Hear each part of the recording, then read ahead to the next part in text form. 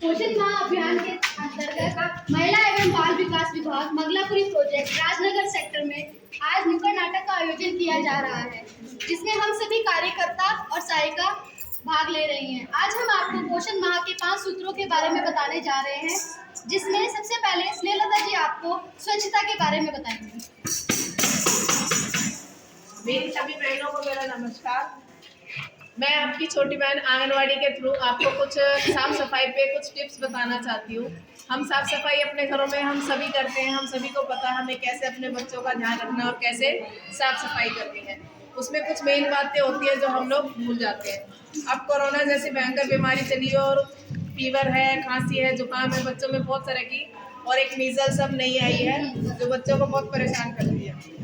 उसमें हमें अपने घर की साफ़ सफाई रखनी है, अपने घर के बाहर भी साफ़ सफाई रखनी है।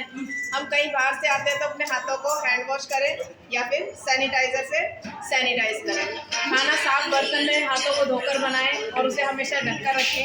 पानी का बर्तन हमेशा ज़मीन से ऊपर रखें और लंबी डंडी वाला बर्तन पानी निकालने के लिए रखें ताकि हमारे हाथ पर टच ना हो।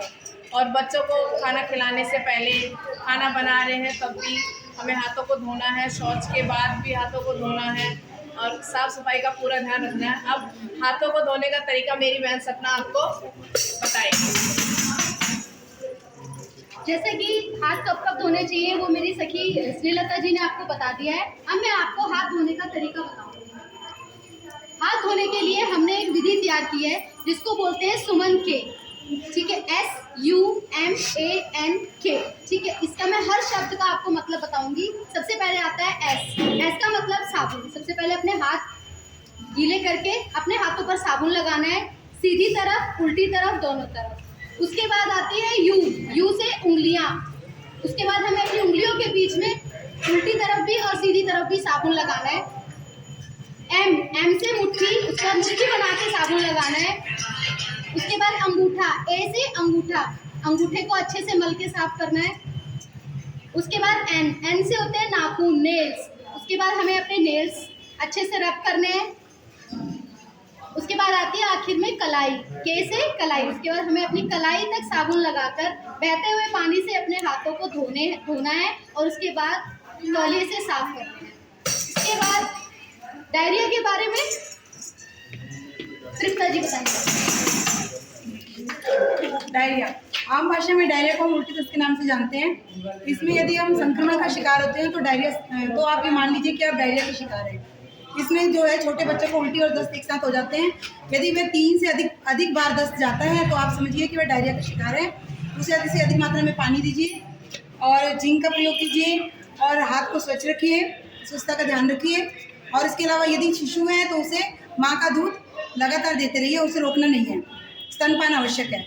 और डायरिया से बचने के लिए बच्चे को 14 दिन तक जिंक देना आवश्यक है।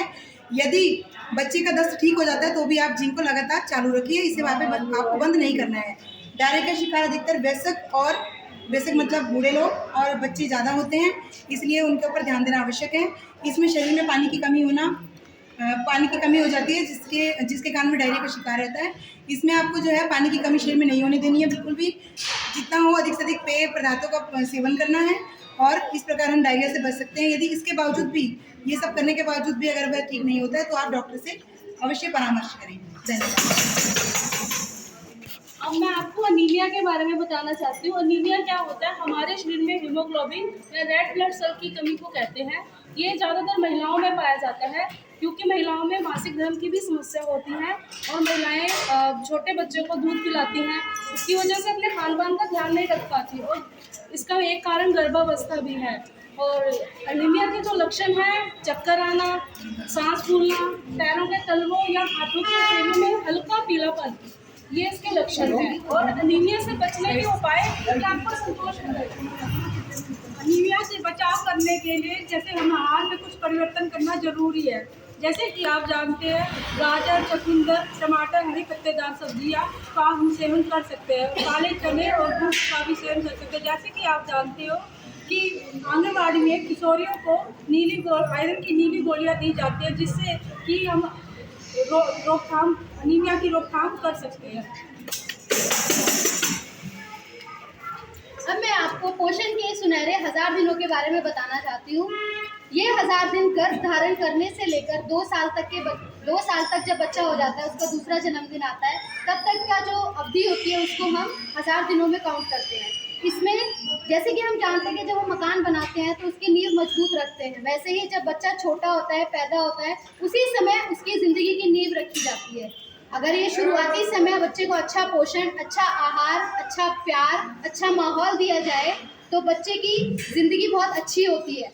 इस समय माता को पूरा अपना दूध पिलाना चाहिए। जैसे कि 6 महीने का जो समय होता है जन्म के बाद से, सबसे पहले तो जन्म के तुरंत आधा घंटे बाद माँ का पहला दूध जो बच्चे के लिए बहुत ज़रूरी होता है वो पिलाना चाहिए। उसके बाद 6 महीने तक सिर्फ माँ का दूध देना चाहिए, बच्चे को कोई ऊपरी आहार नहीं देना चाहिए।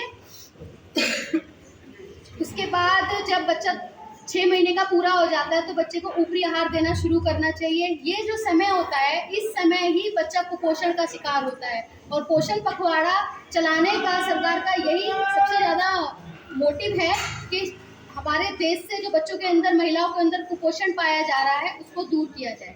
इन 1000 दिनों में हम अपने बच्चे की, गर्भवती महिला की देखरेख करके अपने देश को कुपोषण से दूर रख सकते हैं। धन्यवाद।